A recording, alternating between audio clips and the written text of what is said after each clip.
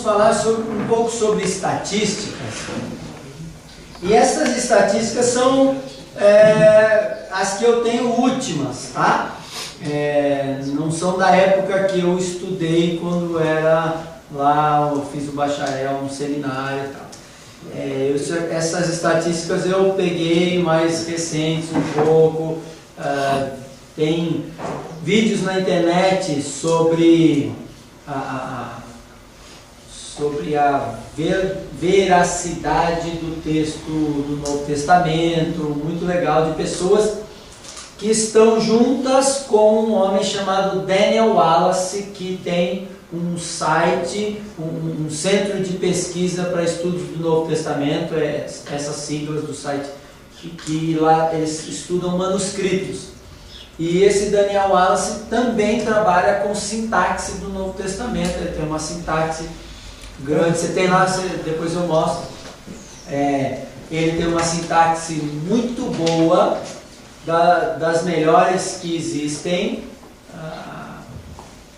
de uma maneira disposta, muito fácil de concatenar os pensamentos, mas ainda não supera, na minha perspectiva, o antigo Robertson, que é em inglês só, já é domínio público, está na internet. Então, esse é um material muito bom, é um material que todo estudante de sintaxe, todo estudante do Novo Testamento deveria ter. Editora Batista Regular. Batista Regular, só que só deve comprar quem sabe o grego, porque senão não vai te adiantar de nada, tá bom? Agora, aqui tem um adendo, tem um errinho ou outro aqui, eles precisam ainda fazer a crítica textual na redação, tá? Tem vários erros, mas, sinceramente, mesmo assim, ainda é um excelente, para cima de excelente texto, assim, é muito bom mesmo, muito bom. Bom, as informações então. Nós temos por volta de 5.700 manuscritos do Novo Testamento em grego, tá?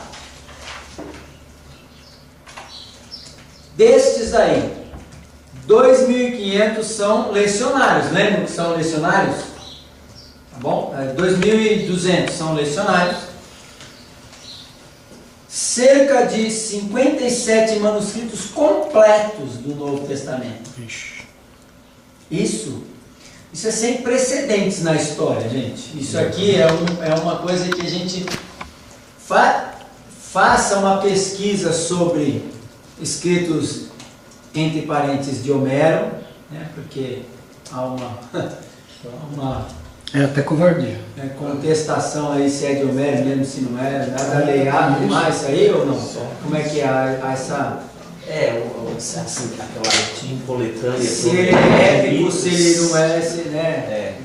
Eu acho que a tendência é acreditar que era de Homero, agora se ele colecionou aquilo, Sim, Aristóteles, realmente os escritos de Aristóteles tem, se eram os escritos mesmos dele, não tem uma questão dessa também? Houve também essa discussão. Mas quantos tem? Se você olhar a quantidade, você vai perceber que, gente, é um negócio absurdo. Isso mostra que o cristianismo tomou o mundo mesmo na época. E mostra o quanto Deus fez para preservar o texto. Sempre vai ficar no ar aquela questão. Por que é que ele não permitiu que os autógrafos fossem reproduzidos ou preservados com perfeição. Ou reproduzidos com perfeição? Isso aí, só no céu a gente vai ter que saber, né? Espero que isso não diminua a sua condição. Nem tem porquê, porque os problemas críticos, o percentual deles dá mais credibilidade para a escritura que a gente tem do que... Dá, mas olha só. Olha só essas informações, tá? Uma grande maioria de manuscritos dos evangelhos, tá? 1942, cerca de 5% do total, 290 mais ou menos, é de fragmentos de livros. O que são fragmentos? Fragmentos são esses daqui, ó. Esse aqui é um fragmento. Esse aqui até que é grande. Mas tem uns que são bem pequenininhos, assim, ó, desse tamaninho. Só tem uma palavra ou outra. Então é uma coisa que a gente tem que pensar. Foram 1.300.000 páginas escritas à mão. 1.300.000 páginas escritas à mão. Isso é interessante. E aí nós temos as versões, né? Quais são as versões? Latim, siríaco, copta, armênio, gótico. Tá? Essas versões nós temos, são versões antigas. E mais de 10.000 manuscritos só em latim. Mais de 10.000.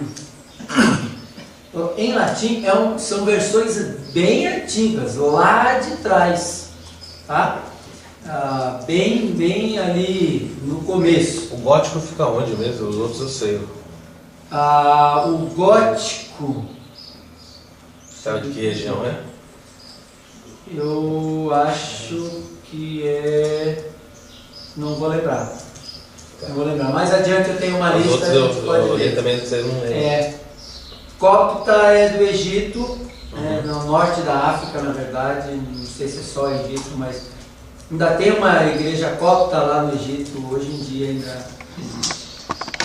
Não lembro, viu, Samuel? E aí as citações dos pais da igreja, olha só esses números. 1 milhão, cerca de 1 milhão de citações. Só de citações a gente já podia fazer o Novo Testamento, já tem quase completo, suficiente para compor o Novo Testamento. Então tem tudo. Tudo foi citado. Tudo. E aí a grande diversidade dos pais da igreja, né? Bom, aqui nessa última informação é aquilo que a gente já falou, que a gente não sabia às vezes se o pai da igreja estava copiando, falando de memória ou fazendo uma alusão, uma paráfrase, uma coisa assim. Agora vem algumas informações que você precisa preparar a sua mente. Em primeiro lugar, há cerca de 400.000 variantes no Novo Testamento, entre os manuscritos. Gente, são 400.000. No Novo Testamento, dependendo da versão que você usa, tem 138.000 palavras, 140.000, 135, depende da versão que você usa. Então veja, tem mais variantes do que palavras no Novo Testamento. Isso é desesperador a princípio. Tá? Desesperador, né, Serol? Só que, vamos para as contas. 80% destas variantes são simplesmente uma questão de nimóvel. Vocês sabem o que é um nimóvel? Nimóvel é um N que ele pode estar como não estar no final de uma palavra. Isso depende de algumas regrinhas, mas depende... Ele não precisa seguir a regra, não é obrigado a seguir a regra gramatical. Então, por exemplo, é uma coisa assim, vou tentar dar um exemplo aqui. Você fala a palavra amor, tá? Amor. Vamos supor, você chama a sua esposa de amor, amor, né? Aqueles que tem, né? Aqueles que tem. Então, a sua esposa de amor. Amor. Às vezes você chama a sua esposa de amore. O que você fez aí? Colocou um E móvel. O quê? Um E. Amore. Ou amore. né? Depende de como você pronuncia. Você colocou um E. Mas as duas não são a mesma coisa. Esse ainda é um exemplo bem tosco, bem grotesco, porque não é possível isso na nossa língua. Isso é uma coisa que a gente inventa e coloca, porque vem da língua italiana, então a gente põe amor e tal, né? Mas, pelo menos na minha família de descendência italiana, então, aí, esse E, ou com E, ou sem o E, não faz diferença. 80% é isso. 80% é desse tipo, não é só de imóvel, mas é desse tipo de coisa. Que não alteraria o sentido. Que não... Entendeu? Que não tem um problema. Qual que é o problema de você escrever? Nenhum, o cara copiou do jeito dele. Meu amore, te voglio tanto. Aí já complicou, né? Meu amore, muito bom ter passado com você todos esses 16 anos de vida juntos. Eu te amo muito e tal. Ou você escrever, meu amor, é muito bom ter passado com você todos. Ó, Darley, esses caras que tripudiam é uma coisa, né, meu? Você vê, Você cara. vê? O que é? Esses caras que ficam tripudiando a dureza há 16 anos. Não, mas ele vai chegar lá. Eu tô dando uma empurrada de vez em quando. Não, o duro é o que você vai empurrar pra ele. Ele ainda não abriu os olhos e tal, mas... Bom, vamos lá. Tem uma lá que é... Não. Oi? É missionário, inclusive. Não, vem galera. Isso é informação ilícita. É de verdade, essa é de verdade mesmo. Eu já Na igreja tem duas missionárias. tô empurrando. Tô empurrando. Eu ainda chego lá um dia. Eu tenho dó dela, mas eu tô empurrando. Então 80%. Veja, sobraram 20%. 80 mil só. Ok? Dos 20%, 15% não alteram a nossa teologia, a nossa tradução. 15% não altera. Então soma 80 mais 15, 95. 5 dos 5%, 1% dos 5% restantes, 1% tem uma significância mais forte, Que muda o na sentido. exegese, que muda um sentido aqui e ali. Então nós estamos falando, na verdade, de 1%. Na prática, nós estamos falando de 1%, 99 contra 1%. Então, para vocês verem, o nosso texto é de extrema credibilidade. É de muita credibilidade. Agora, aqui é que eu começo as minhas questões. A gente tem que comer na mão dos caras, nesse sentido. Por quê? Mais ou menos 4.000 variantes esse 1%, certo? Se são 400 mil, 1%, 4.000. É bastante já. Mas o Novo Testamento, esse aqui que a gente usa, tem mais ou menos 1.400. A cada ano, a cada 2 anos, eles vão mudando. Às vezes tiram umas, acrescentam outras. Então esse texto aqui, ele vai... O aparato crítico. O que é aparato crítico para vocês que estão começando aqui? É essa parte de baixo do texto bíblico.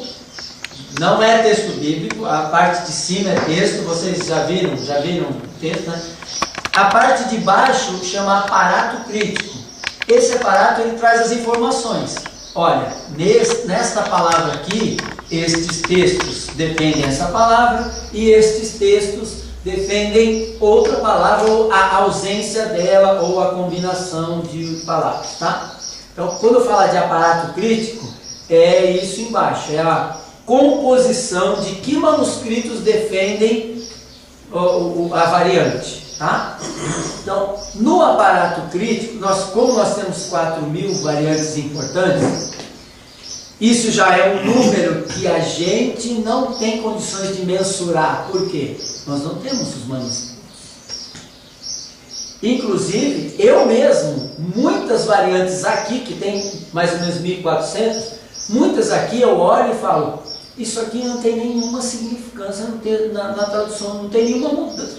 É um negócio... Trocar 6 por meia dúzia. Nem precisava estar aqui. Então aí eu fico pensando, aí eu olho para o azulzinho e vejo, tem algumas lá que não estão aqui. Tem uma naquele azulzinho que é muito importante que não estava aqui, depois eles inseriram aqui. Então é uma coisa que, infelizmente, ainda temos que comer na mãozinha daqueles que detêm as fotos dos manuscritos, porque os manuscritos ficam, ou tem pessoas que têm coleções, a maioria deles está em museus. Né? Meu filho bom, visitar o British Museum, é impressionante o que eles têm no Antigo Testamento e no Novo Testamento. O Museu de Londres, se não me falha a memória, é lá que tem o manuscrito Aleph, a letra do alfabeto, a primeira letra do alfabeto hebraico, Que é super respeitado. que é um dos completos. Vou evitar essa palavra. Mais importantes, menos importantes, mais respeitados, menos respeitados. Melhor manuscrito. Melhor manuscrito. A visão revisada, a visão corrigida deles é melhor que a original. Tá bom? Então, vou Esse termo evitar é isso. carregado de preconceitos, né? Então, no final, vocês mesmos vão tirar as vossas conclusões a respeito da questão. Então, nesse sentido, a gente ainda come um pouco na mão do pessoal, né? O pessoal vê o Aleph e já treme, fala, não, esse daqui é o texto certo. Tem um vídeo no YouTube que chama The Reliability of the New Testament Text. É a confiabilidade do texto do Novo Testamento. Esse livro traz esse vídeo, que é de um homem Wright, alguma coisa Wright, que trabalha junto com Daniel Wallace no Centro de Estudos para os Escritos do Novo Testamento. Ele também ele trouxe essas informações, muitas delas eu trouxe deles aqui. Tem um site alemão, que também é em inglês, que eles estão no processo de catalogação de todos os manuscritos existentes, já tem por volta de 4.500. Agora a minha informação deve estar já defasada, né? Porque a gente pega a informação, aí eles já devem ter mais e tal. Então, esses homens estão fazendo um trabalho excelente, de modo que a gente pode chegar ali e, se quiser, dar uma olhada. Só que, infelizmente, até hoje, nós todos esses, ou a maioria desses sites, todos que eu conheço, que tem os manuscritos, eles têm essa linha aqui, ó. Eles têm a linha do texto crítico. Então eles disponibilizam a informação que eles acham que tem que disponibilizar, né? Isso é uma tristeza, mas é assim, né? No entanto, essa informação de que 95% do Novo Testamento é assim, o original que nós temos, essa é uma informação muito velha já. Então, por ser muito velha, ela é confiável, porque já foram descobertos muitos outros manuscritos ao longo destes anos que essa informação foi dada e ela continua sendo dada. Então isso para nós é uma boa garantia, mesmo que a gente tenha que comer na mão do pessoal. Ok? Isso aí é importante lembrar. Bom, alguma pergunta aqui, alguma questão sobre essa introdução? Vamos lá. Bem, então vamos em frente começar a falar sobre as famílias textuais. Pastor Marcos, bispo de Hipona, pediu que eu falasse sobre essas famílias e pediu que eu desse definições, falasse um pouquinho a respeito do conteúdo delas e tudo mais. E aí depois, no final, nós vamos trabalhar quais são os critérios para podermos lidar com essas famílias, as melhores, piores, entre aspas, se aqui a gente pode lidar com isso. Bom, então qual é a definição de famílias? Primeiro, a gente tem que pensar numa coisa, temos que tomar cuidado para não confundir famílias textuais com famílias de manuscritos. Ainda essa definição, ela ainda é um pouco marota aí, ela pode dar uma margem para um lado ou para o outro. Por quê? Deixa eu tentar explicar. Existem grupos de manuscritos menores que estão dentro das famílias e que são chamados de famílias.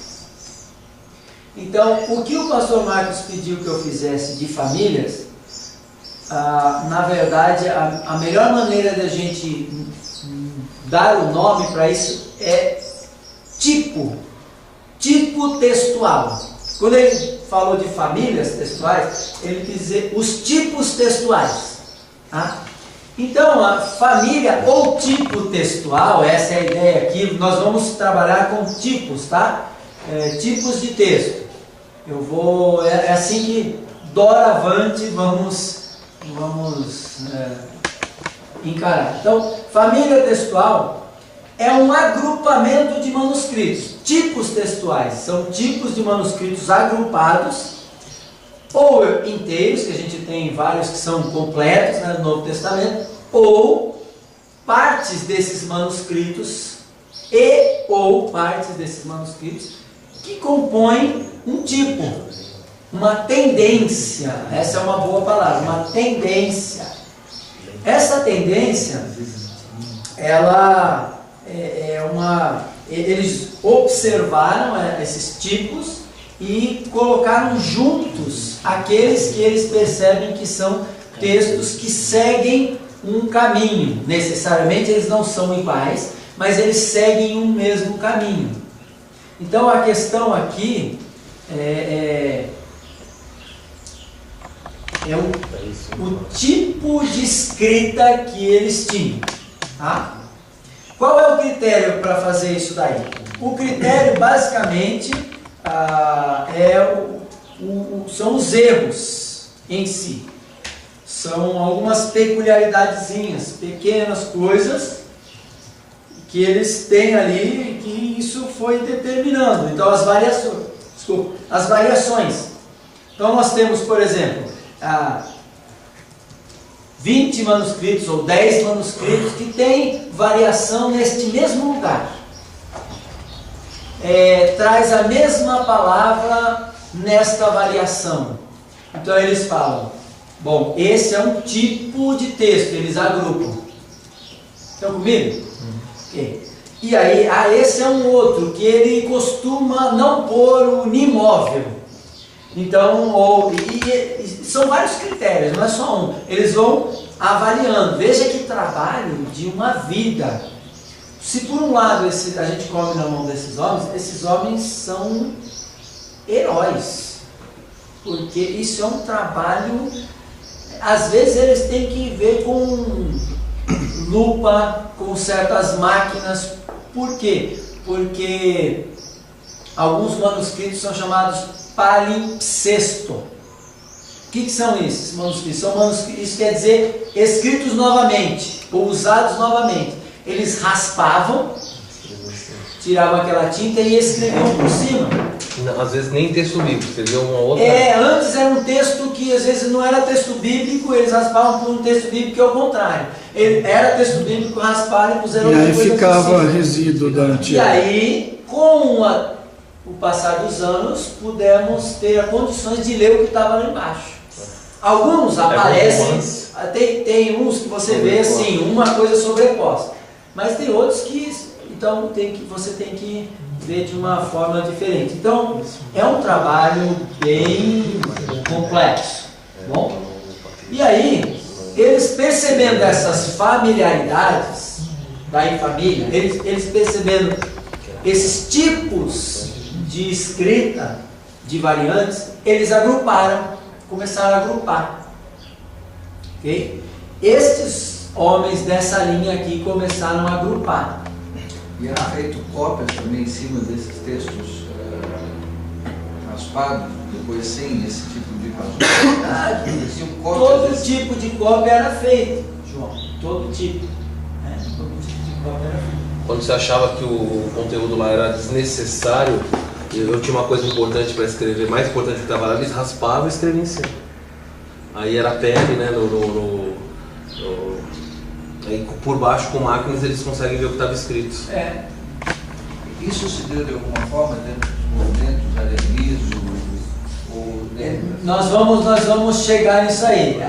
Aí vai entrar todo o debate. A história da formação, corrupção e transcrição cópias do texto.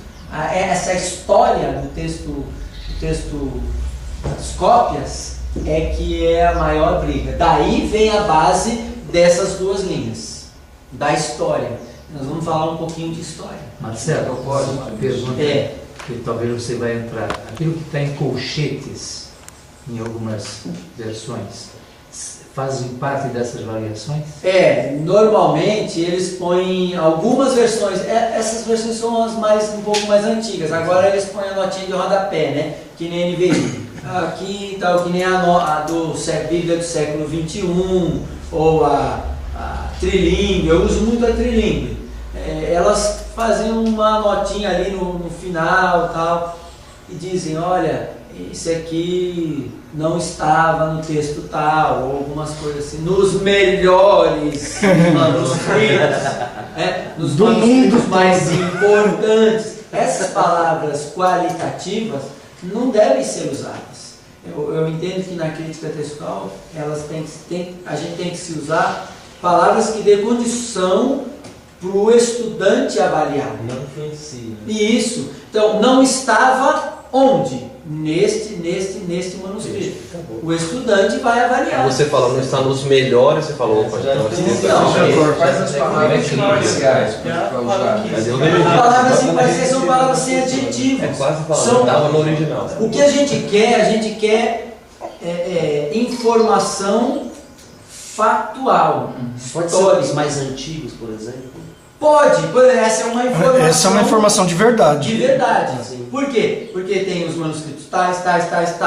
Estes são mais antigos do que estes aqui, então eu posso dizer. Sujeitos a menos cópia, menos xerox. Entenderam? Então essa é a ideia. Mas quando está em colchetes, tem dois critérios, tudo depende do redator ou da editora e tal. Os critérios são: ou o tradutor colocou no ajuste da tradução aquilo que não era literal, ou é uma variante textual mesmo. Porque tem muitas vezes, tem muitas elipses no Novo Testamento. O texto grego usa muitas elipses. Uma omissão, né? Por exemplo, eu amo minha esposa. O Val também. O Val também o quê? O Val também ama a sua esposa. Percebe? Ama a sua esposa está em elipse, foi suprimido. O Novo Testamento está cheio disso. Às vezes, na língua deles e na nossa, isso é transmitido com uma maior naturalidade e fácil de entender. Às vezes, na língua deles é entendido, na nossa não é. E aí a gente tem que suprir isso na tradução, não tem jeito. Tem vezes que não tem muito disso é o verbo ser estar. O verbo ser estar muitas vezes está lá, você olha, cadê o verbo? Aqui não tem verbo. É um verbo ser estar que está lá. Tinha que estar lá, mas não está. Na língua deles. Implícito. Então, às vezes, o tradutor resolve por isso, ou em parênteses, ou em itálico, ou alguma coisa. Tudo depende lá do início, você tem que ler lá a introdução para saber qual foi o critério que foi usado. Marcelo, Sim. como é considerado, se você tem uma família textual mais antiga, e você tem uma outra com uma variante, e você percebe que toda essa família é mais nova, aí você pode concluir que essa mais nova partiu de um erro e gerou as outras? Eu vou deixar isso um pouquinho para frente, tá? Porque aí entra no critério de como estabelecer o texto bíblico. Quais são os critérios usados para você estabelecer o texto crítico. Então a gente vai dar um pouquinho desses critérios, embora que seja rapidamente, tá? Bom, então estas famílias, como eu coloquei aqui, elas são agrupadas ou elas são divididas ou por regiões ou por categorias. E aí é uma coisa um pouco complexa, ainda estou estudando um pouco dessas categorias. Mas eu trouxe aqui para vocês um pouco disso. Primeiro, quais são as regiões? Basicamente, são 4 regiões usadas. Como se divide em regiões? Então, região alexandrina, bizantina, cesariana e ocidental. No mapa, para a gente entender isso, é mais ou menos assim, tá? Então, você tem aqui, que pega a parte da Itália, um pouco da África ali embaixo. Você tem a região ocidental, chamada ocidental. Você tem a região bizantina, que pega tanto a região verdadeiramente bizantina, quanto um pouco já da Ásia, que era o lugar onde as igrejas começaram, a maioria das igrejas, e para onde as cartas realmente foram escritas. Então essa região que é chamada bizantina, embora, se você lembrar, a região bizantina mesmo é um pouquinho para lá, né? É pro lado da Grécia. Mas essa parte aqui, mas se estende até aqui. Dá para sobrepor ali a ponta. Sim, essas regiões não são separadas assim, elas são mais sobrepostas, tá? Só que a gente até o Johannes fez um novo desenho disso e ele sobrepôs essas. Ele mostrou para nós no mestrado, eu não peguei, mas ele sobrepõe. Isso, isso, a gente só separou aqui para a gente ter uma ideia, tá? Que também não tem como colocar um muro e dizer é aqui ou é ali, não tem. Então por isso elas se sobrepõem, né? Ó, daqui, passou desse azulejo para lá, é a bizantina, daqui não tem, a ocidental para cá, não dá. Nós temos do norte da África, Egito e tal, que é a alexandrina, que vocês lembram que ali no Egito tem, lá quando teve a helenização, então teve uma cidade chamada Alexandria, né? Que depois se tornou o centro vamos dizer assim, cultural da época, uma biblioteca enorme e tudo mais, né? Bom, e até ali surgiu, se me falha a memória, a Septuaginta, por Ptolomeu Filadelfo, que pediu que traduzisse o Antigo Testamento para o Novo Testamento. E temos a região cesariana, que é mais a parte de Israel e Companhia Limitada. A gente fala ali em Palestina, né? Alguns não gostam de usar essa expressão também, mas vamos dizer assim, antigo território de Israel. Cesariana porque é referência à biblioteca de Cesareia?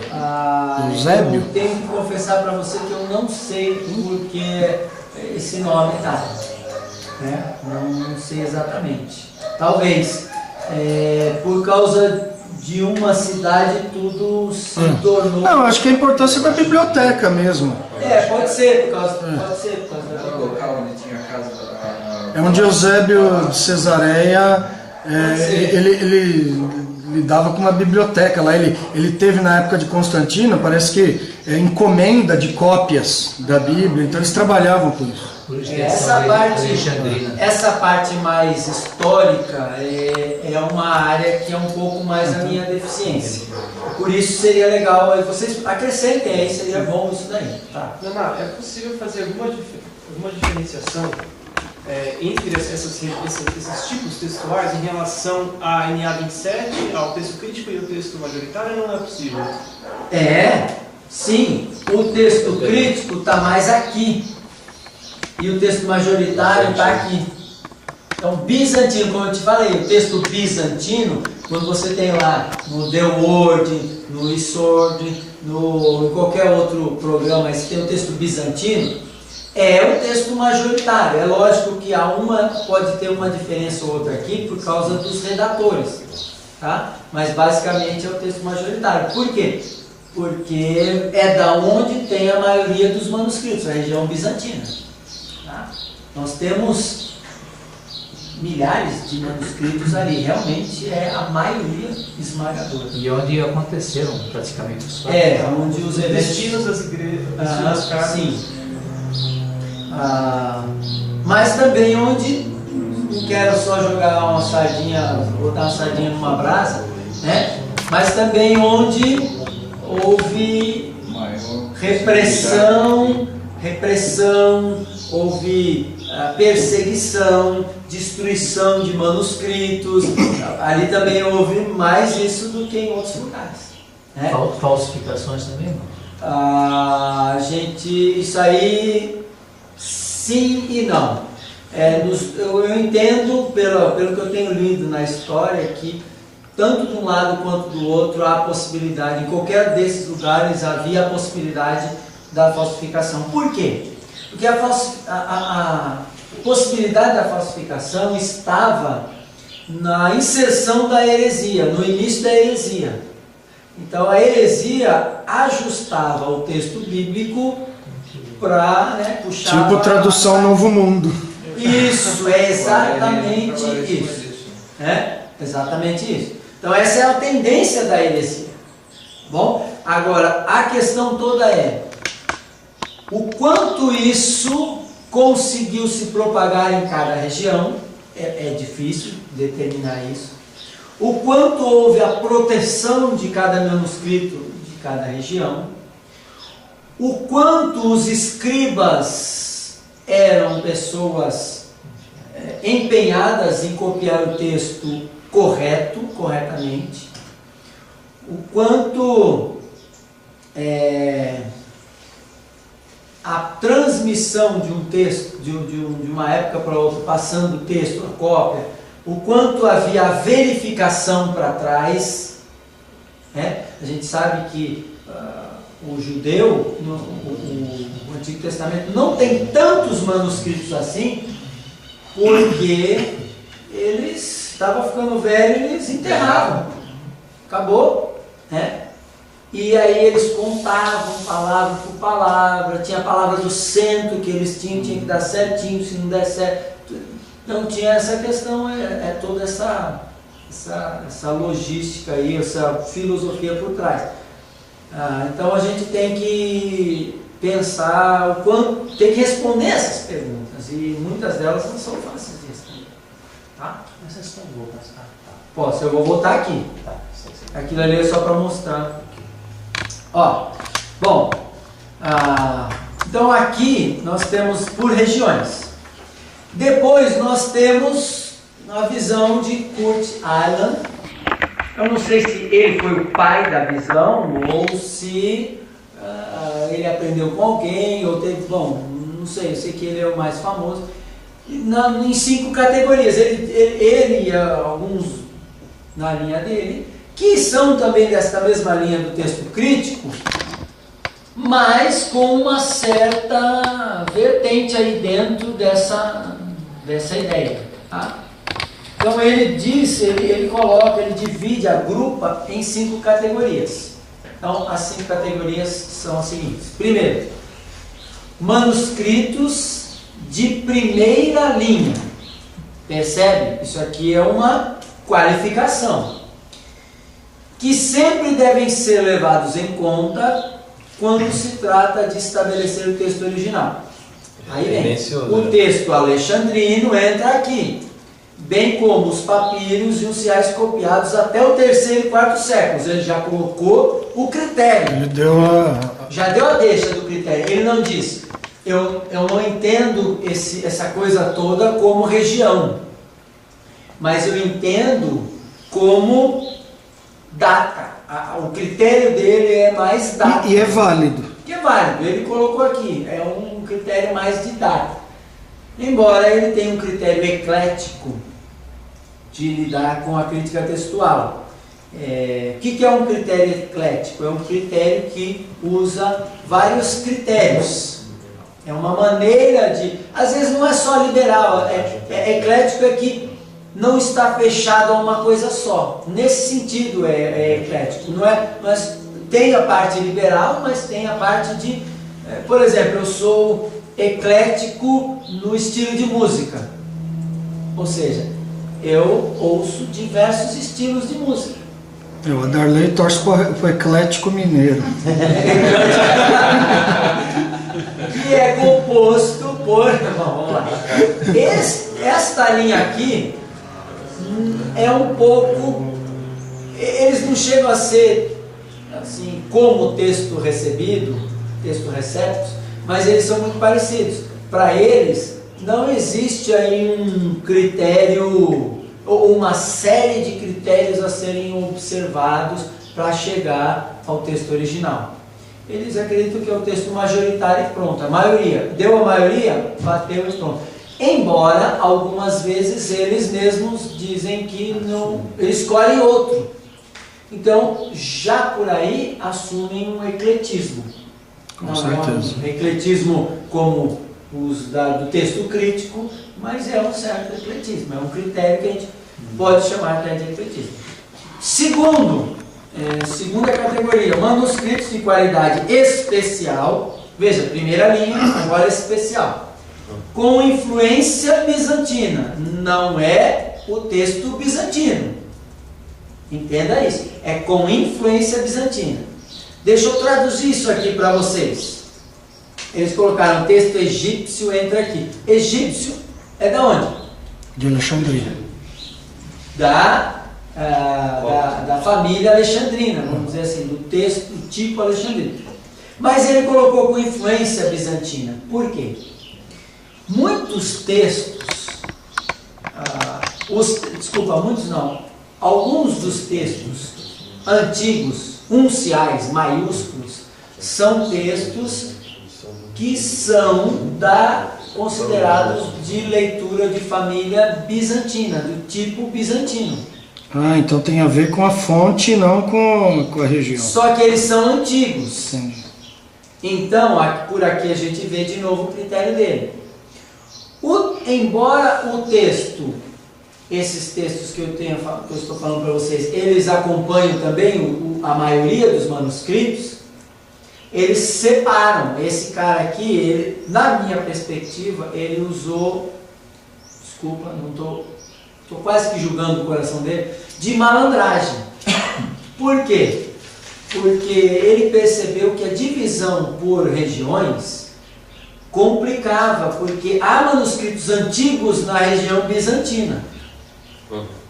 Aí ele falou, opa, como é que eu lido com isso? Como é que eu pego a cereja sem... Porque a pergunta principal a pergunta principal nisso tudo aqui, como isso aqui, como isso aqui existe? Esse é o maior problema. Como que isso aqui existe? Ou isso aqui quer dizer a maioria dos manuscritos. Como que isso aqui veio a existir? E aí, uma vez que você tem isso aqui, que é o texto bizantino majoritário, com leituras mais recentes, você tem alguns unciais, que são leituras maiúsculas, que são antigos, do 4º século, 5º século, e esse aqui está lá, 10º, 9º, 10º. Então isso aí da semana. Há uma lacuna aqui. Então, como isso aqui existiu, será que isso aqui é fruto, eu posso jogar isso aqui lá para a antiguidade também, ou não? Então, eles não conseguem responder essa pergunta muito bem, então esse aqui, na minha perspectiva, diz o seguinte: com influência bizantina. Ele resolve. Certo? Então aqui já está resolvendo um pouco mais. Ele está resolvendo uma questão de data, porque a gente já percebeu que a questão dele é de data, porque ele colocou papiros do 3º e 4º séculos, papiros e unciais do 3º e 4º século. Então, 3º e 4º século, tem alguma coisa de 3º e 4º século que remete a isso aqui? Tem. Então, mas como eu desamarro isso daqueles lá? Então, eu acho que essa é uma tentativa de desvincular as duas coisas. Tá?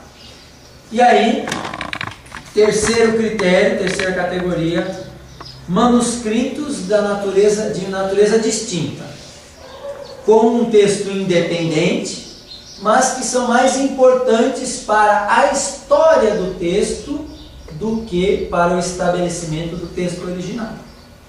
E aí entra aqui aquelas famílias que estão dentro de famílias, que eu falei para você. Família 1, família 13, que são as famílias mais conhecidas, que tem um grupinho pequeno de manuscritos. Eu tenho aqui, deixa eu colocar aqui, não está aqui na tela, mas eu tenho aqui alguns. Por exemplo, na família 1, nós temos o manuscrito 1, 118, 131, 209 e 1582. Eles dão, às vezes, nomes, às vezes números para manuscritos, tá? Eles não chamam João, Maria, José e tal. Às vezes é uma letra, tipo Aleph, primeira letra do alfabeto hebraico. Psi, uma letra do alfabeto grego. Delta, uma letra. Então, depende aí, manuscrito A. Ou manuscrito, aí alguns colocam só números, 01, 02 e tal, assim por diante. Todos que começam com 0 são unciais. Todos que começam ou 0 ou letras são unciais, são maiúsculos. E todos que começam com um número sem o 0 são minúsculos. Tá?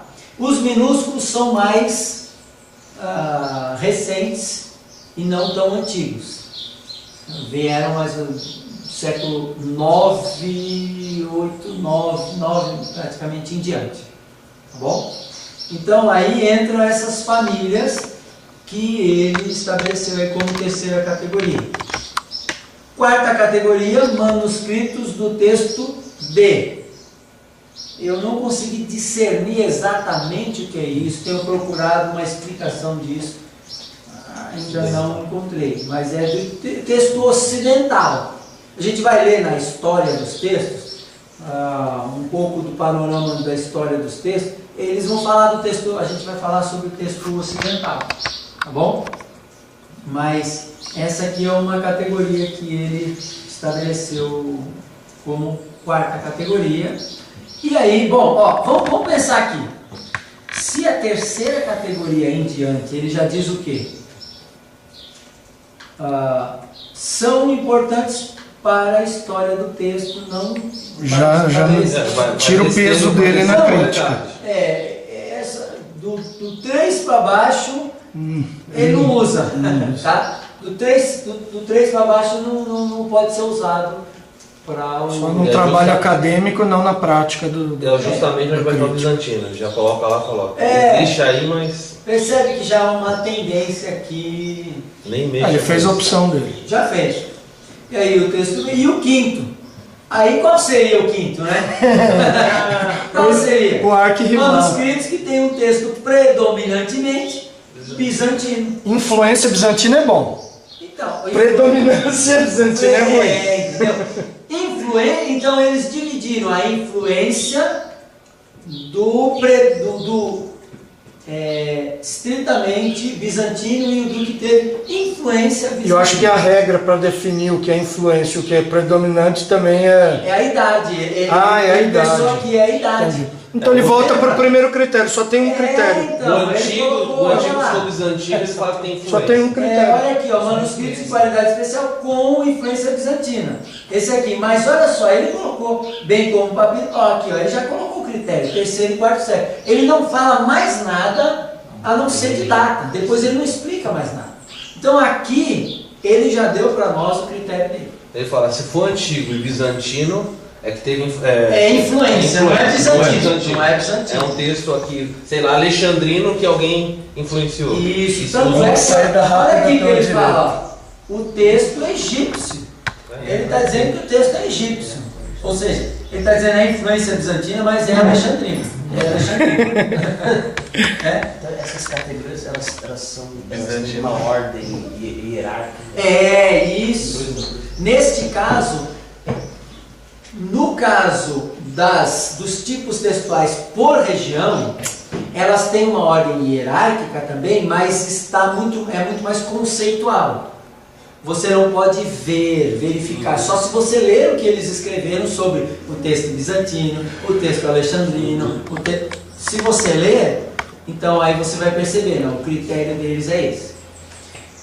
No caso do critério de categorias, ele já põe ali, já faz a divisão e pronto. Ele chama ali alguém que tem manuscritos de primeira linha. Primeiro ele já faz a divisão. O segundo critério de qualidade especial só foi para diferenciar um pouco. Bom, agora, de qualquer modo, essa categoria dele aí, ela tem, a gente tem que concordar que ela tem peso, antiguidade. Tem. Sim. Então, Sim. Apesar dele, parece que ele se fecha um pouco em relação a outros critérios, mas o critério que ele adota é legítimo. Sim. Não pode ser, na minha perspectiva, lá adiante a gente vai abordar, nem o principal, mas também não pode ser descartado. Eu acho Nunca o manuscrito antigo vai estar lá no final. Mas ele não respeita nem o princípio dele de antiguidade. Porque quando o antigo lá ele acha bizantino, ele fala, não, isso não é influenciado. Então, isso é verdade. É uma questão controversa, tá bom? Bom, vamos agora, a gente vai passar por um momento, eu vou fazer algumas leituras aqui, aí vocês vão precisar prestar atenção, porque esse aqui, eu deveria ter falado para vocês, para quem que tem, trazer e tal, e quantos tem esse texto aqui? Me perdoem por isso, eu vacilei. Não, leu, tá lido. Mas eu vou ler aqui. Vamos começar aqui com uma abordagem daquela questão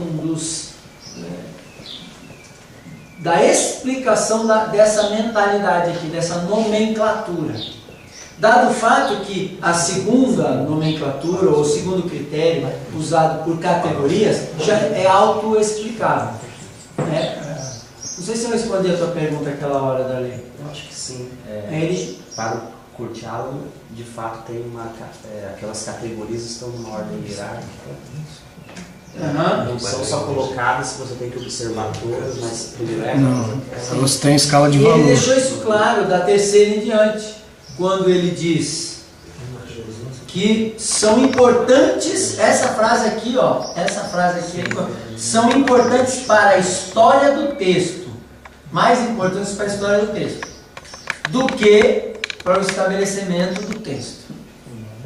Então, assim, embora que ele não feche a porta mais do que, ele não fecha a porta dizendo mas isso, está implícito. Ele está dizendo, quase que não vale nada. Irrelevante para a questão. Mas ele está dizendo, é mais importante para isso do que para aquilo. Não quer dizer que não tem nenhuma importância. E o objetivo da crítica é mais estabelecer o texto do que a questão da história. Você não vai para a crítica só para conhecer a história, você vai para estabelecer o texto que você vai usar. Uma observação excelente. Esse é o nosso alvo. A gente não pode perder de vista o alvo. O alvo eu quero saber o que Deus deixou para mim. Eu quero saber aquilo que que Deus quer que eu aprenda e que eu ensine. Tá? Alguém Pode quer ir? Não, eu não quero não. Pode ficar à vontade. Quer sentar em cima? Nesse sentido, eu vou fingir que os meus cabelos brancos ainda não estão fazendo evidência. A minha pergunta foi porque, olhando como está no slide, as 5 categorias, sem o texto, a primeira impressão que eu tive que eram pontos a serem observados na avaliação do texto, não exatamente uma ordem, uma escala de valores.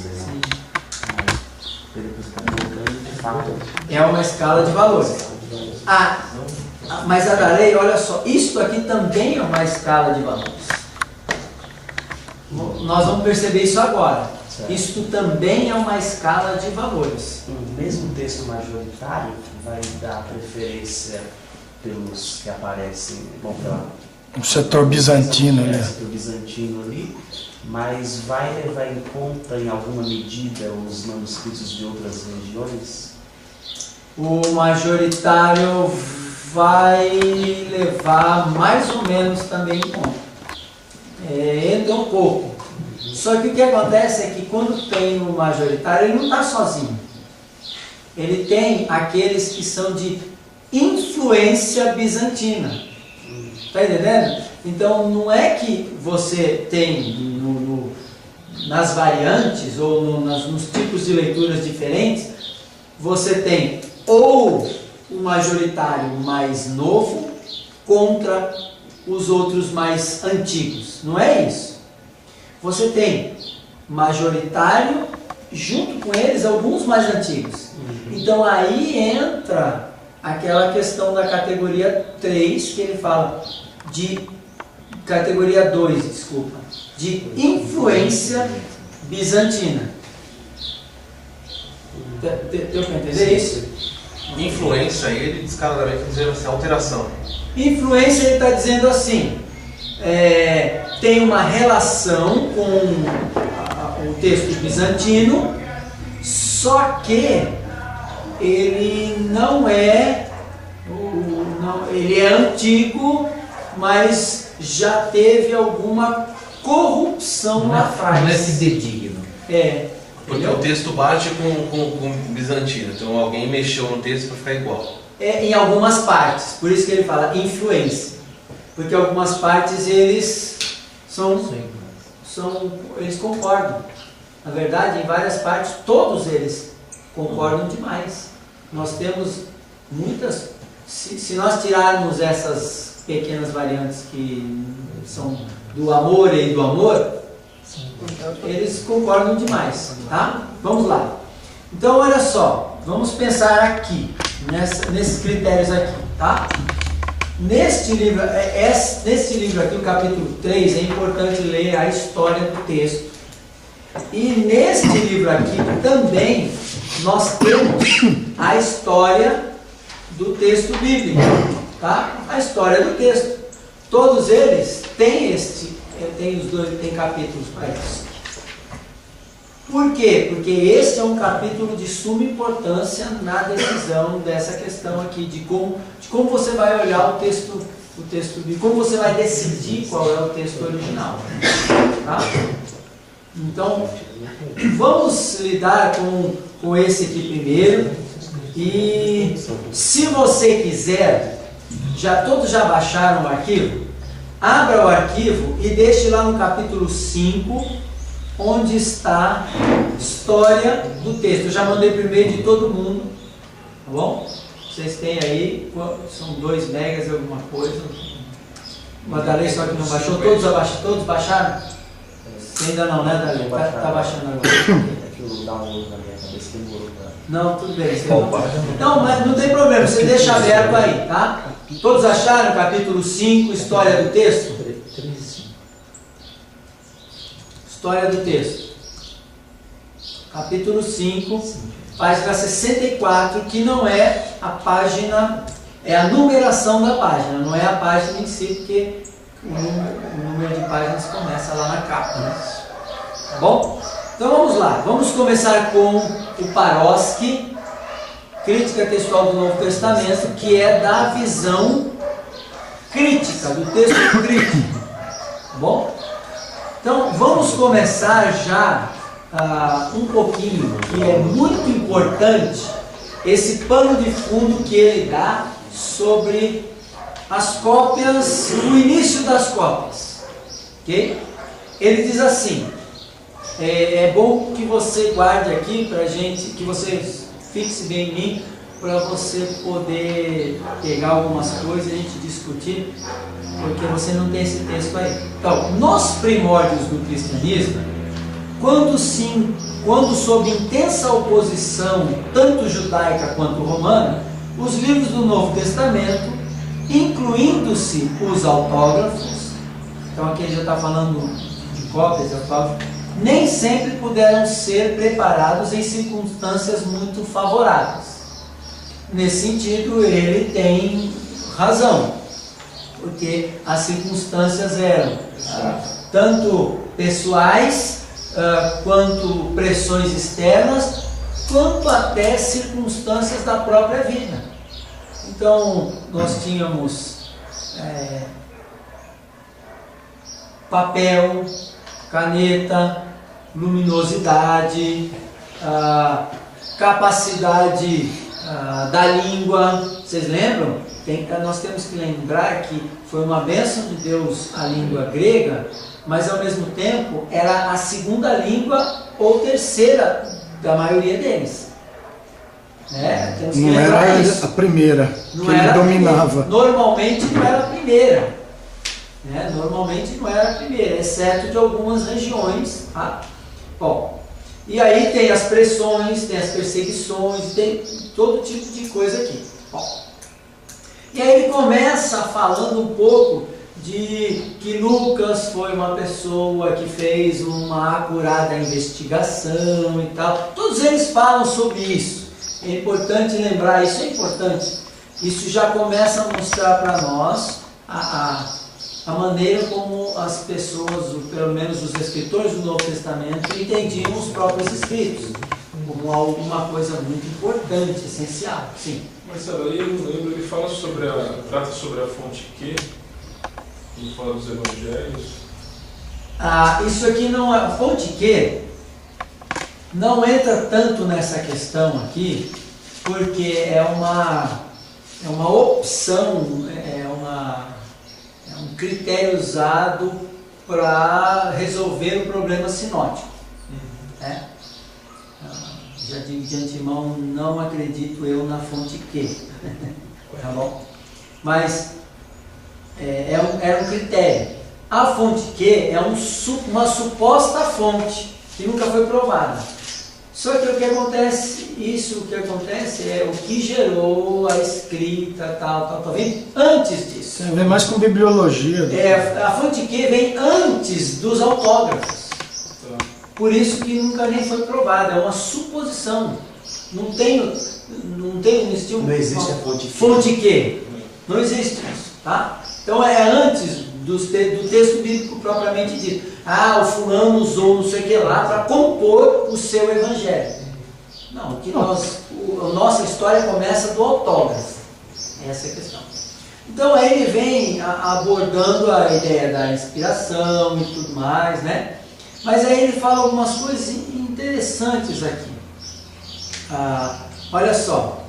É certo que em dadas ocasiões, tanto Paulo quanto João, além de Pedro, utilizaram-se de secretários ou assistentes. Joia, normal, os amanuenses, a gente sabe disso, está lá no próprio texto bíblico. Aqui eu escrevi de um próprio punho e tal, tudo bem. Né? E a gente vê Pedro mudando de uma epístola para outra, o estilo mudo e tal, mudou o amanuense, provavelmente. Contudo, é bem pouco provável que se tratassem de escribas e redatores profissionais. Até posso concordar com isso, mas aqui já começa uma mentalidade. A mentalidade que eu comecei a questionar a partir do momento que o pastor Marcos me pediu para falar sobre isso, que eu comecei a estudar mais. que era o que eu aprendi lá, nós aprendemos lá na crítica textual. Os escribas eram um pouco relaxados, não tinham tanta precisão e tal. Precisamos estudar sobre isso, tá? Então aqui ele já começa a raciocinar sobre isso. A situação das primeiras cópias certamente não foi muito diversa. Olha aqui, percebe? Aqui ele está falando, não eram escribas ou redatores profissionais. Nas primeiras cópias não tinham uma situação diferente. Então aqui ele já está mostrando que ele está introduzindo a ideia de que não havia uma dedicação igual ao do Antigo Testamento, ou uma dedicação de coração para copiar o texto bíblico como a palavra de Deus, que eu não posso errar não posso nem fazer uma letra diferente, porque se o outro entender a minha caligrafia ou cacografia, né, porque já não seria caligrafia, que a gente não entende, é cacografia. Aí, se a pessoa não entender, aí então a pessoa fazia lá direitinho, né, bonitinho. Ele começa a inserir essas ideias. Então, olha só. Ele começa a falar aqui. Em sua pobreza e diante da necessidade de reproduzir os escritos apostólicos, tanto pela pouca durabilidade do papiro, quanto pela rápida expansão do cristianismo, isso é uma questão verdadeira, não é igual hoje. O texto, a folha que nós temos, são folhas de muito boa qualidade. Se você imprime em uma impressora laser, você molha e seca e está lá ainda. Se for já de tinta, ela dá uma borracha. Mas naquela época não era assim, né? Você pode deixar uma folha lá fora, tomou a chuva e tal. Se você deixar no sol, ela fica torta e tal, mas dá para ler legalzinho. Naquela época você mexe um pouco e tal, a coisa desgastava rápido. O cristianismo expandindo, crescendo. As igrejas precisam de texto bíblico, precisam das cartas, precisam dos evangelhos. Então precisam, porque era costume a leitura bíblica. Isso aqui é uma coisa que a gente tem que resgatar também nas igrejas. Muita Bíblia, né? Centralidade do culto nas escrituras. Bom, só uma aplicaçãozinha para não ficar totalmente técnico a coisa, né? Então aí ele começa, quanto à expansão do cristianismo. As igrejas muitas vezes tinham de emprestar copistas amadores ou até mesmo irmãos bem intencionados, mas de pouca habilidade gráfica. Ok? Tudo bem, eu concordo e discordo com essa afirmação. E assim, tão logo os originais começaram a ser reproduzidos, o que deve ter começado ainda dentro do período apostólico, concordo com isso, né? Como Paulo fala, lê a epístola, né, de Colossenses lá, e aí de tal, lê uma daqui de Tessalônica e tal, eu não lembro exatamente quais são, mas ele pede para ler. Laodiceia, não é? Laodiceia, de Laodiceia aí e tal, né? Colossenses e Laodiceia, acho que eram essas duas cidades, né? Então, havia isso. E aí chegava lá em Laodiceia, os camaradas, nós não temos essa carta, vamos copiar, que a gente vai continuar lendo, né? Então eu acho importante isso. Então, as primeiras variantes textuais começaram a surgir neste momento das cópias, pela falta de um revisor que checasse o trabalho, passaram a se multiplicar nas cópias seguintes. A minha pergunta, eu coloquei uma pergunta aqui. Como ele sabe isso? Mesmo com os originais perto, ele acabou de dizer que isso começou mesmo na era apostólica. Mesmo com os originais perto, eles não teriam condições de verificação? Eu duvido. A questão eles teriam esse interesse ou a noção? Isso, aí esse é o problema. eles teriam interesse? Essa é uma pergunta legítima. Mas dizer, essa é uma afirmação, uma pergunta legítima. Agora, dizer que se começaram as cópias ainda ao lado, tinha que ser ao lado do manuscrito original, e isso foi reproduzindo várias vezes ainda ao lado do original, dizer que não havia possibilidade de verificação, isso para mim não é uma... Existia dentro dessa mesma cultura, a gente percebe de repente muitos amanuenses podendo ser judeus. Eles não tinham esse mesmo zelo, esse mesmo cuidado em relação àquilo que de alguma forma eles tinham proposto nas cópias do Antigo Testamento. Quer dizer, talvez o aspecto desse cuidado não dava algumas garantias disso que está falando, de repente observar ou de repente comparar, buscar realmente confirmar aquilo que estava sendo feito. Isso tem que ser provado. É aí que é o problema. Isso tem que ser provado.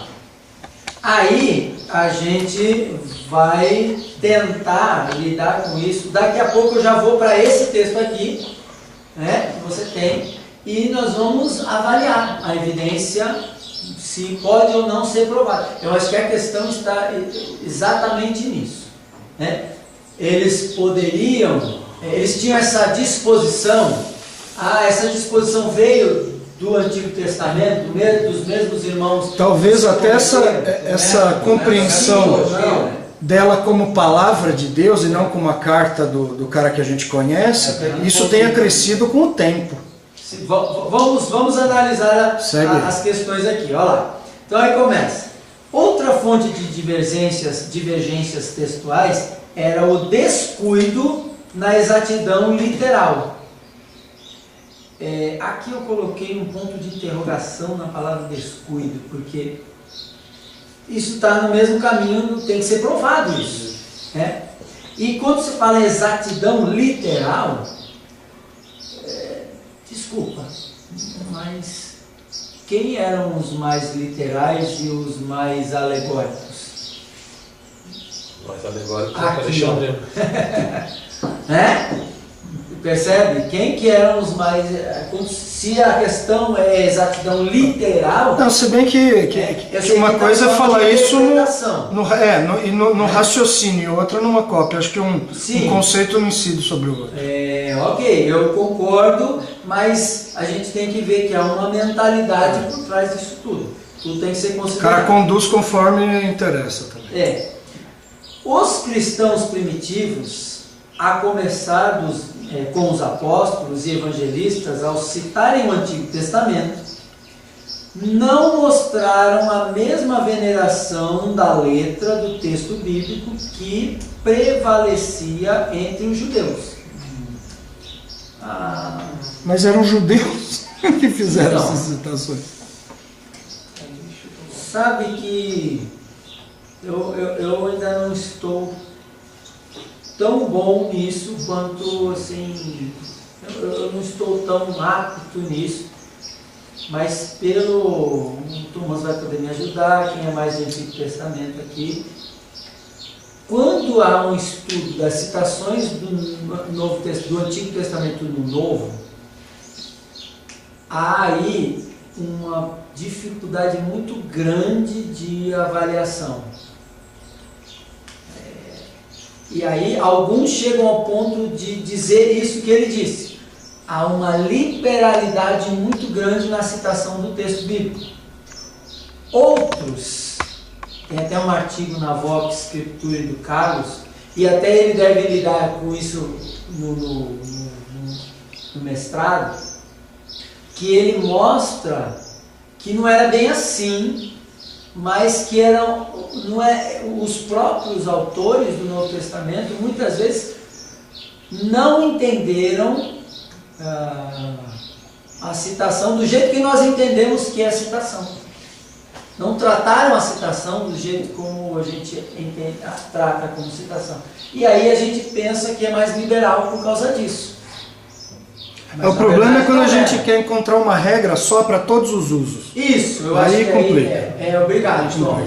Quando a gente quer encontrar uma regra para todos os usos, Aí a gente tem que forçar num lugar ou não. Não tem jeito. Bom, então aqui a gente está percebendo uma visão, né? E o que o Thomas acabou de dizer foi o que eu escrevi aqui do lado. Eu coloquei, eles eram judeus. Eu escrevi aqui do ladinho. Eles eram judeus, né? Como judeus, mas eles eram judeus. Ok? Bom, pensando nisso, antes de passar mais adiante, a gente vai ler mais umas frasezinhas e já vai entrar nesse outro texto. Olha só aqui o que ele fala.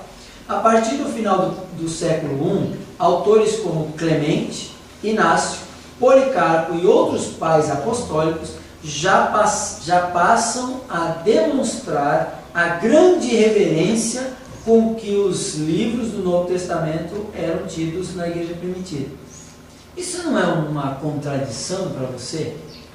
O camarada, o que ele está dizendo aqui é o seguinte: os próprios autores foram desleixados e os pais da igreja foram mais fiéis.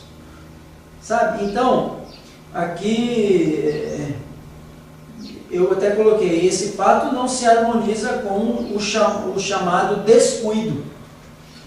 Assim, isso aqui não...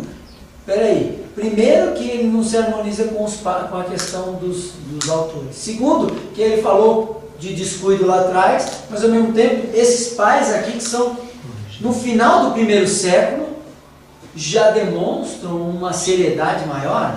Ele está se contradizendo. Sem seguir uma linha. Ele está se contradizendo. Porque ele falou lá atrás de descuido na cópia.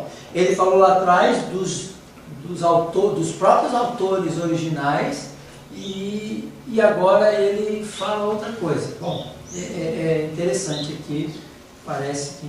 Ele falou, aí começa a provar, vou falar algumas coisas. Os primeiros concílios eclesiásticos a classificar os livros canônicos, né? Realizaram-se ambos no norte da África. Essa é uma informação que ele começa a dar. Então ele coloca em Hipona Régia, em 393, em Cartago, em 397. O que esses concílios fizeram, todavia, não foi impor algo novo às comunidades cristãs, mas apenas codificar o que já era prática geral das comunidades. Tudo bem. Mas o que ele está fazendo aqui? Ele está descendo e dizendo, é aqui, estou caminhando para cá, a ideia mais correta. Outra parte aqui. Em meio ao calor das heresias que fervilhavam nos primeiros tempos do cristianismo, certas palavras ou expressões que puderam dar ensejo a más interpretações, muitas vezes eram deliberadamente evitadas na cópia. Se vai dar margem, então vamos tirar. Isso já arranca dos copistas o zelo. Então, por um lado ele fala que eles eram zelosos num momento, antes não eram, agora já não são mais. E mesmo porque isso aí não geraria uma variante textual, mas uma edição de um texto inteiro. Sim.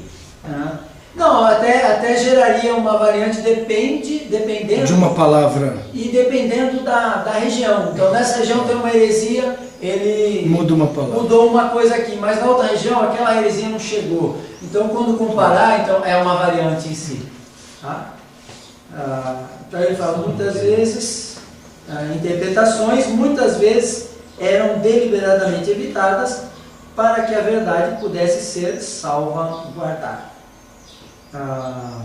E aí ele diz assim, numa das cartas de Jerônimo, ele se queixa de que os copistas, aí ele põe entre aspas, eu não tenho essa citação, até coloquei aqui, de onde era, para onde escreve, né? Eu ainda tenho que verificar, talvez alguém sabe, Jerônimo se tinha escreveu para uma região particular só, se escreveu para outras, alguém sabe disso? Talvez o Marcos saberia, né? Não sei. Bom, ele escreve assim, escrevem não o que vem sobre os copistas, mas o que imaginam significar. E ao pretender corrigir os erros de outros, meramente exibem os seus.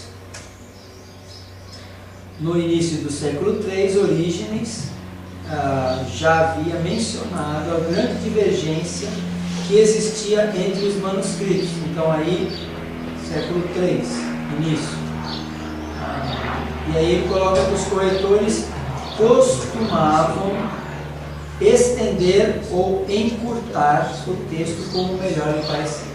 Bom, aqui a gente para neste livro e pensa, qual é a conclusão até aqui? Qual é a conclusão que você tira dele, as conclusões que ele tira aqui de tudo que ele falou? Primeiro, está claro para nós temos mais de 5.000 manuscritos, ele está dizendo, houve um problema logo no começo, de transcrição aí de cópia. Não eram imparciais. Não, nós vamos pensar no problema. Esse problema é fato, todos eles têm que lidar com o problema. Agora, onde é que estavam os problemas? Aí vem as implicações. Onde é que eles estavam na mentalidade dele? Tem duas áreas. Quais eram? Descuido. Os amanuenses, o descuido, ok? E as soluções para problemas locais. As heresias, ok? Então, estamos pensando no descuido e nas heresias. Eu não li aqui, mas nesse sentido também tem as próprias pessoas que pegavam o texto e copiavam e mudavam por causa da sua heresia. Então, ele colocou que duas nem Marcião que editou aqui. Com a tesoura. Ele tem duas possibilidades aqui nas heresias. Uma é os o ortodoxo protegendo e o herege alterando. Você aproveitando a carona, Constantino, Cartago foi depois dele. Já pode ser alguma falsificação ou uma complementação de uma heresia influenciada por isso? Acho que sim, pode ser. Quando Constantino estabeleceu o cristianismo como uma religião aceita e tal, isso até ajudou a propagação do texto bíblico, porque já não era mais perseguido. Tem citações de que os textos bíblicos eram queimados em praça pública. Tem. Mas com o advento Constantino, edito de Milão, né? Constantino 313, com esse advento havia liberdade, porque os cristãos começaram a receber os seus bens de volta, pessoas que saquearam e tal, eles começaram a ter a liberdade, então eles podiam propagar. Com isso é uma faca de dois gumes, pode propagar o texto bom ou o texto ruim. Tá bom? Muito bem? Então essa é uma faca de dois gumes. Agora, vamos pensar um pouco em observações de Pickering com relação a esse início também. Tá? Com relação a esse início. Então aqui vamos começar numa citação aqui.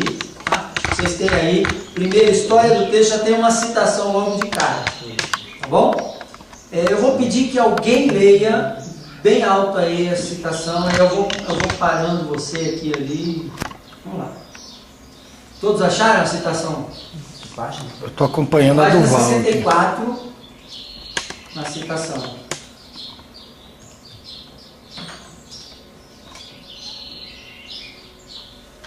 Alguém, qualquer um. Citação, continua em circunstâncias. Em circunstâncias normais. Quem for ler tem que ler bem alto aqui. Em circunstâncias normais, quando mais um texto seja mais velho do que os seus concorrentes, tanto maiores serão as suas possibilidades de sobreviver uma maioria simples ou maioria absoluta dos textos existentes em qualquer dado período subsequente. Pera, vamos entender aqui. Você está entendendo o que ele está falando? Se um texto é antigo, mais antigo, a probabilidade é que ele tenha sido copiado mais. então tem mais cópias, então ele tem maioria, certo? Ok, isso é natural. Contanto que essas cópias não tenham sido destruídas, contanto que essas cópias que tinha tivesse condições favoráveis de conservação. Favorável, tinha objetivo de realmente proliferar, porque tem escritos muito antigos que não tinham objetivo de proliferar, e aí nem foram copiados quase, que é a ideia de outros aí. Vamos lá. Mas o mais velho de todos os textos é o autógrafo.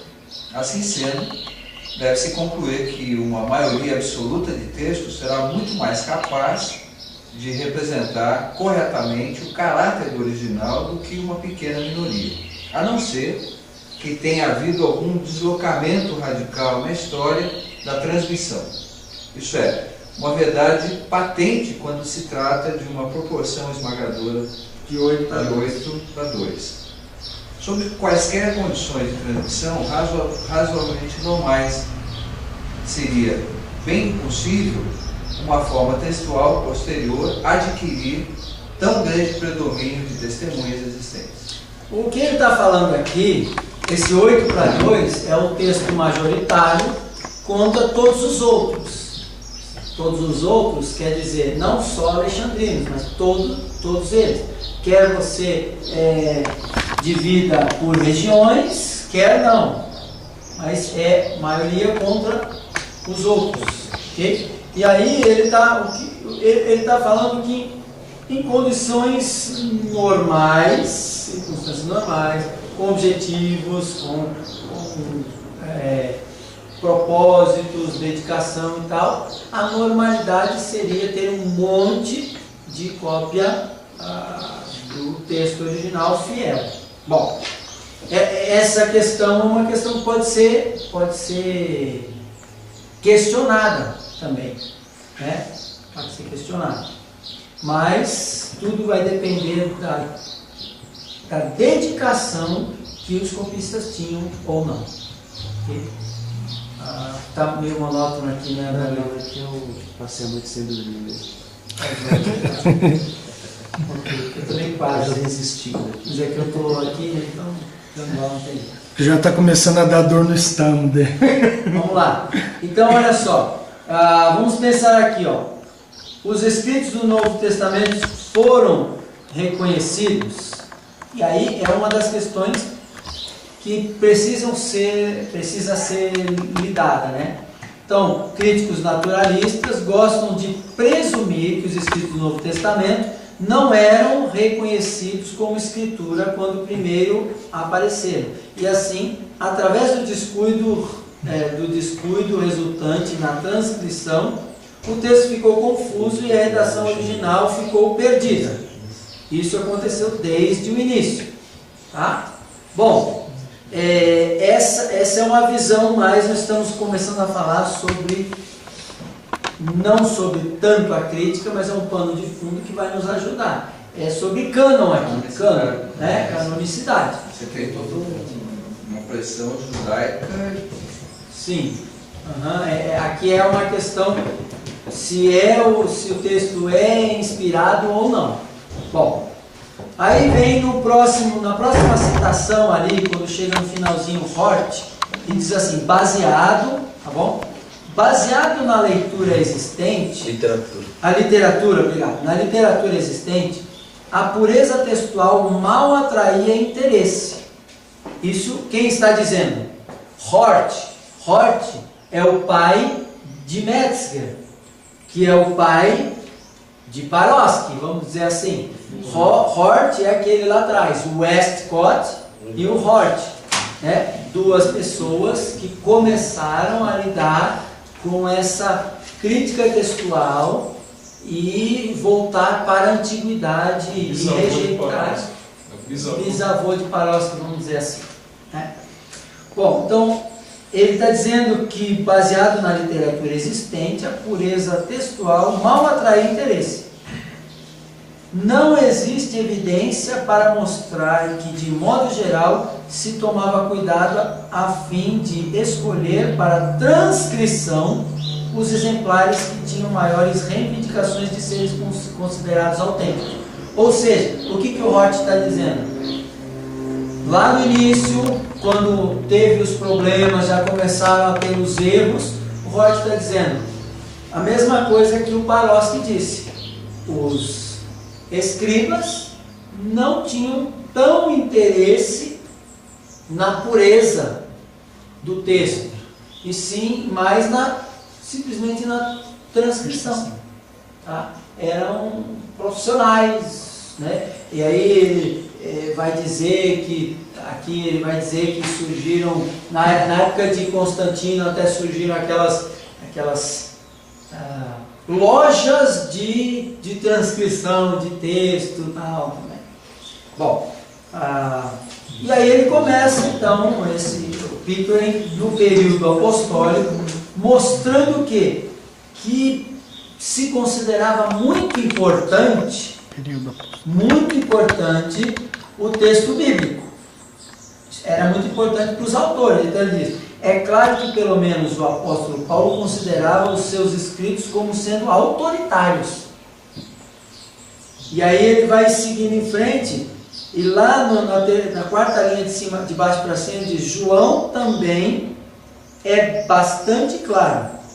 Então tanto Paulo quanto Pedro declaram que várias pessoas estavam escrevendo a escritura no seu tempo, presumidamente incluindo eles próprios. Tá? Então aqui a gente está pensando o quê? Que havia transcrição na época e que para esses homens era algo de suma importância, eles consideravam a escritura sagrada, a palavra de Deus para nós, ao ponto de que ela cada pingo, ela é importante. Reconheça ser mandamento de Deus o que vos escreve. Então, para nós, eu não vou mais passar por isso, porque eu não preciso ler tudo isso aqui. Para nós isso é comum, nós já estudamos isso, para nós isso é comum. Só nos falta responder o quê? Se esse amor, este fervor, esta dedicação, esta reverência foi transmitida aos próximos. Essa é a questão. Aqui ele está dizendo que tem uma lacuna nisso, na verdade. Ele começa a contestar os próprios autógrafos. Ele está falando, de repente, essas pessoas como profissionais não eram piedosos o suficiente para ter esse cuidado. Ou não tinham interesse disso. Quando vocês... E aqui ele começa a contestar o próprio apóstolo Paulo ou os outros que citavam desleixadamente. O que ele está dizendo? Ele está dizendo, se eles não tivessem tanto esse fervor, isso não passaria adiante. Eu escrevi aqui do lado, bem grande, com ponto de interrogação. E a inspiração? Né? Bom, tudo bem. E além do mais, também tem as citações que os apóstolos fazem, literalmente, né? Sim, tem citações do Antigo Testamento, tem parágrafos, mas tem também citações literais. Sim. E quem disse que a paráfrase deles não era inspirada, se é que era paráfrase, não era inspirada ao ponto de comunicar a mente de Deus do texto que ele... Ou de acrescentar novos fatores no sistema da revelação progressiva. É mais natural entender a preservação nesse ponto. Isso. Então, mas veja que aqui já começa, ele começa a quebrar um fundamento que para nós é essencial. E aqui eu comecei a questionar. Falei, por que eu não vi isso antes, né? Minha leitura de seminário. Por que eu não vi isso aqui antes? Bom, Deus sabe. É porque tem citação de Paulo que, olhando hoje, né, olhando a questão da alegoria, ele até alegorizou o texto do Antigo Testamento. A gente considera aquilo uma alegoria autorizada, né? Porque foi Paulo que fez, mas se fosse qualquer um de nós aqui, a gente não consideraria isso. Então olha só, aí isso a gente está na metade para o fim do primeiro século, certo? Por quê? Paulo morreu 67, 68, okay? Martirizado na sua segunda prisão em Roma, sob Nero. Pedro morreu por volta de 68 também. João, por volta de 90 e pão, alguma coisa assim, 90, 90 e pão, estava exilado, mas depois... Bom, então nós temos aí uma força apostólica até a segunda metade até metade da segunda metade do primeiro século. Ou seja, até o final do terceiro quarto. É isso, até o final do terceiro quarto. Ok? Bom, temos uma força grande aí. Tá? E Paulo tinha uma influência enorme. Ele viajava, e tal. E a gente tem que lembrar que lá em Tito fala que encaminha Zenas, o intérprete da lei, e Apolo. Aquilo ali é essencial para resolver o problema judaizante que estava tendo em Creta, porque Tito era um grego e Zenas e Apolo eram judeus, conhecedores do Antigo Testamento, e o problema em Creta era justamente o problema da fábulas judaicas, mandamentos de homens desviados da verdade. Então veja que há uma influência grande desses homens em várias regiões. Apolo e Zenas eram missionários itinerantes. Tanto Apolo tem uma influência enorme em Corinto, ao ponto de dar divisão. E aqui a gente vê em Creta também. E a gente pode saber, olha, eles estão caminhando. Bom, então essa influência, na minha perspectiva, foi grande. Essa reverência pelo texto bíblico foi grande. Bom, vamos em frente então. Clemente de Roma, no terceiro parágrafo aí da página 65. Clemente de Roma, cuja primeira epístola aos Coríntios comumente é datada cerca de 96, olha, estamos no primeiro século ainda, 96, fez amplo uso das Escrituras, apelando para a sua autoridade, e colocou o material do Novo Testamento lado a lado com o Velho Testamento. Isso aqui mostra para nós o quê? Começou, a influência dos apóstolos estava nos pais da igreja, foi passando para os pais da igreja, que o zelo deles pela Bíblia. No quarto parágrafo, a epístola de Barnabé, datada entre 70 e 135, vamos jogar um pouquinho depois, tá? Vamos jogar no segundo século começo. Diz em 4:14, vamos ter cuidado como está escrito, para que não se ache entre nós que muitos sejam chamados e poucos escolhidos. Ele está falando do quê? Ele está citando uma coisa do Novo Testamento, mas aí ele aplicou isso ao quê? Ao cuidado com as Escrituras.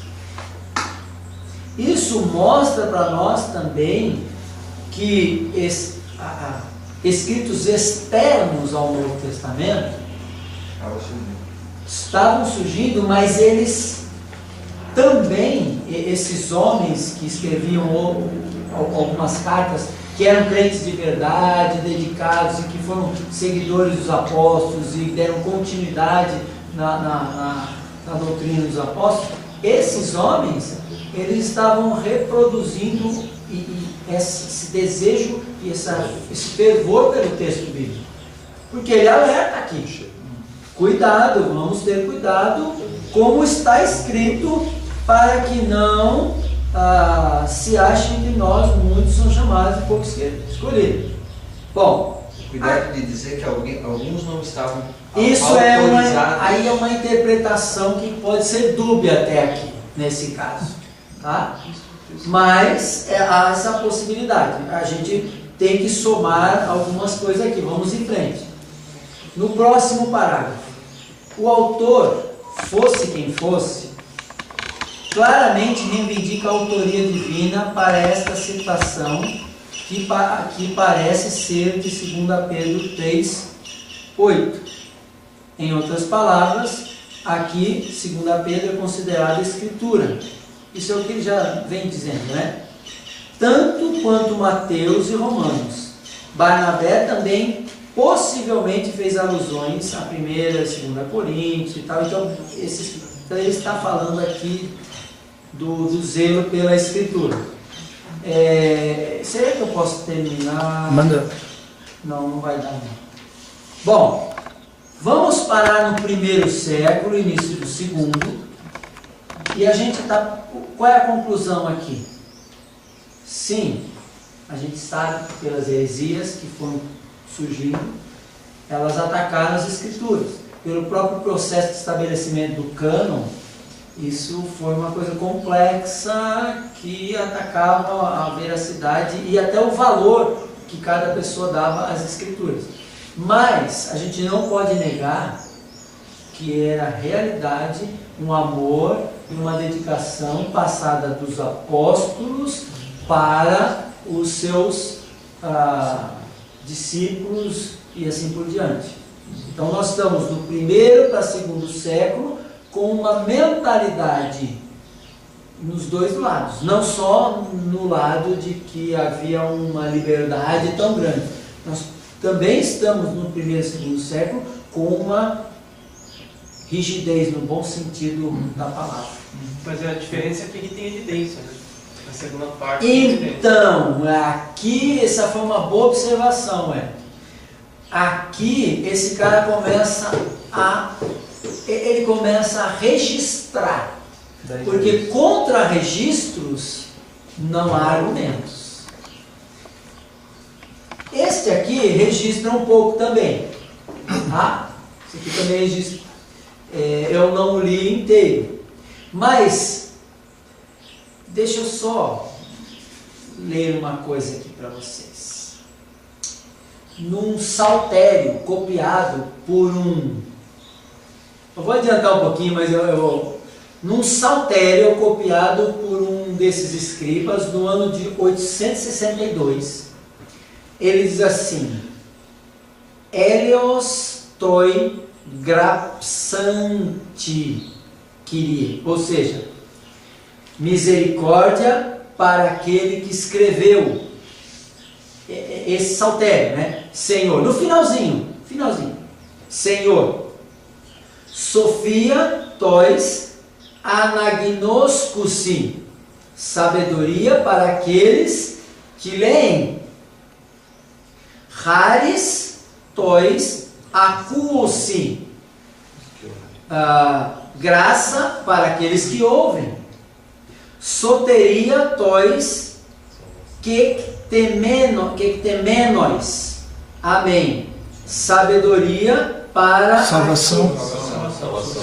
Soteria, saudação para aqueles. Salvação. Eu falei de novo? Não, você falou saudação. Estou com o espírito da saudação. Estou com o espírito da saudação.